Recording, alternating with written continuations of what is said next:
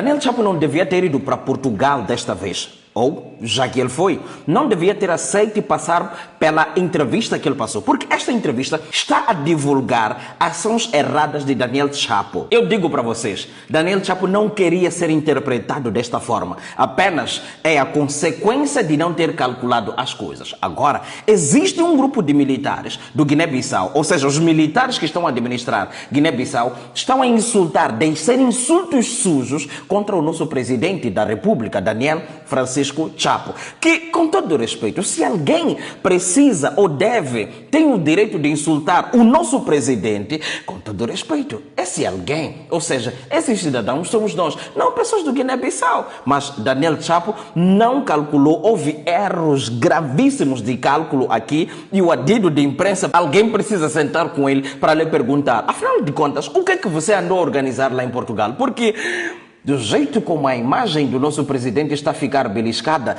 provavelmente nós não vamos conseguir tantas cenas quanto nós imaginávamos que pudéssemos conseguir. Entenda uma coisa, Guiné-Bissau passou por um processo eleitoral este que teria terminado não um golpe de Estado, onde a oposição reclamou ter ganho e a posição reclamou ter ganho, por consequência disso não se definiu e os militares tomaram o poder e estão a liderar, chamam de governo de transição, alguma coisinha assim. Então, existe a suspensão e a prisão do senhor Domingos, o político Domingos lá. O jornalista português decidiu colocar essas perguntas a Daniel Chapo. E eu passo aqui a ler com vista que você entenda. A partir da questão da suspensão do Guiné-Bissau, da CPLP, por conta deste conflito todo, até a situação da prisão do senhor Domingos Simões. E você vai entender o que é que essa cena significa, ou seja, o que é que se disse e tal. Então, respondendo à questão política da Guiné-Bissau, você há de entender os insultos lá para frente. Preste bastante atenção. Daniel Chapo disse o seguinte: o caso de Guiné-Bissau é um desafio para a nossa comunidade. Não é pela primeira vez, é um país que tem tido instabilidades políticas, principalmente nos períodos pós-eleitorais e, como comunidade, achamos que temos que continuar a trabalhar para podermos resolver esta questão política o mais rápido possível, porque é o país que estava a presidir a CPLP. Fechar aspas. Então, aqui ele estava a contextualizar que é a situação da Guiné-Bissau. Não, precisamos jobar para podermos resolver este assunto. Eu não sei se lhe entenderam mal ou não, mas você vai acompanhar lá mais para frente. Vamos lá. Esta prisão do Dr. Domingos Simões Pereira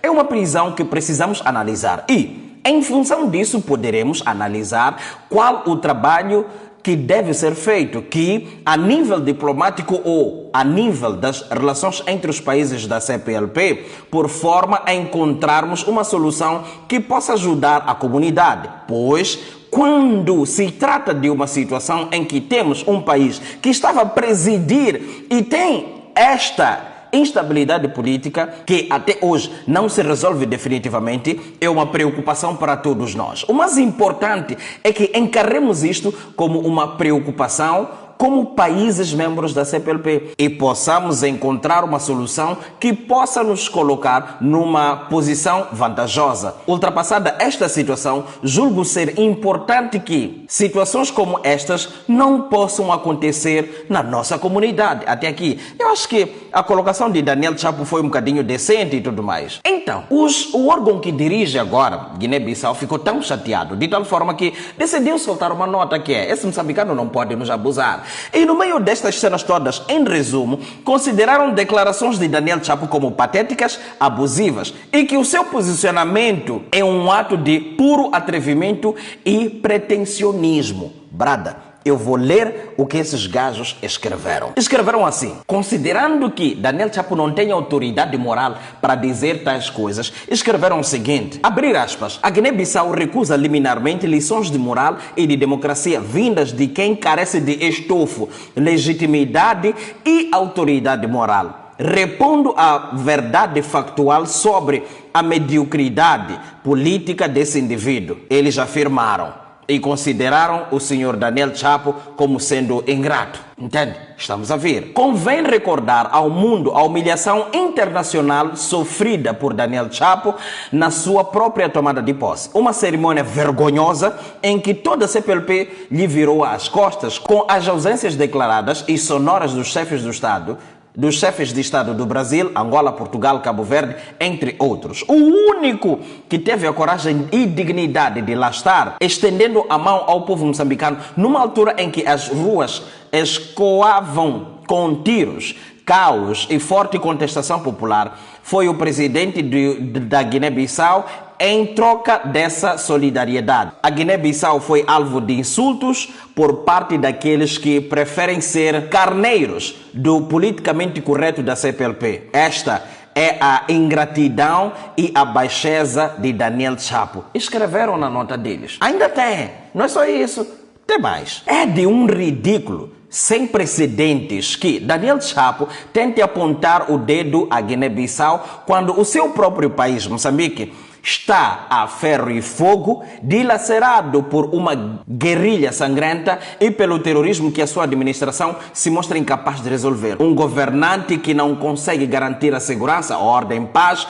para os seus cidadãos, devia ter a decência de se fechar no seu palácio e trabalhar, em vez de meter nariz nos assuntos de um Estado soberano e estável como a Guiné-Bissau. Escreveram eles. Entende, né? Isto aqui, manos, se dirigiu ao nosso presidente. Virou notícia, está notícia, os órgãos, principalmente internacionais, estão a falar sobre isto. É quando paro e penso, olho para as coisas e vejo o significado de ser moçambicano. Essa malta não está a compreender. Eu não considero as palavras de Chapo dignas desta resposta aqui. Acho que esses gajos pegaram pesado desnecessariamente. É tipo, esses gajos, é como se alguém de lá, daqueles que redigem essas cartas, essas notas, tivesse alguma coisa pessoal com Daniel Chapo. Não faz sentido que tenham escrito essas cenas, mas eles escreveram, entende? Então, é preciso, caros irmãos da Frelimo, vocês precisam entender uma coisa.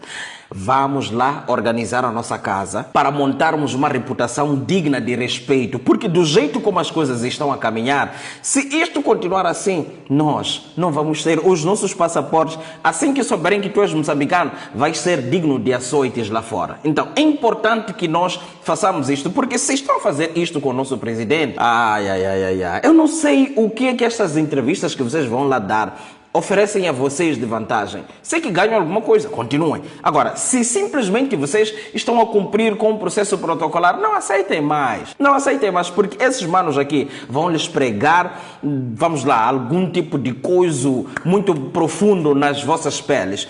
E quem vai sofrer são vocês, consequentemente nós. Eles vão estar lá numa boa. Essa Guiné-Bissau é tida como um narco-estado. Há muito problema lá. Dizem que está estável Guiné-Bissau.